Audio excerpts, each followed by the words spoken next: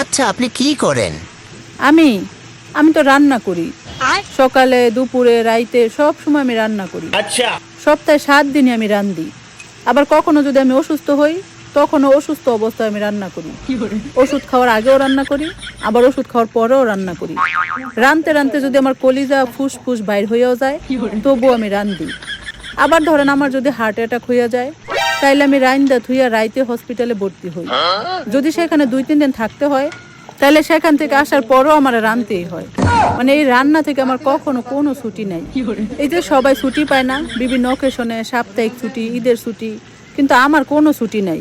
তখন আমার আরো বেশি বেশি করে রান্না করতে হয়। এই যেমন তখন ধরেন আমি আরো ফ্রাইড রাইস রান্না করি, চিকেন ফ্রাই রান্না করি, রোস্ট রান্না করি, কাবাব রান্না করি, বিরিয়ানি রান্না করি, পোলাও রান্না করি, টিকিয়া বানাই। মানে আরো তখন আরো কত ভ্যারাইটিস রান্না করি। ভাই, এই রান্না থেকে আমার ছুটি নেই। আমি শুধু রান্ধি আর রান্ধি।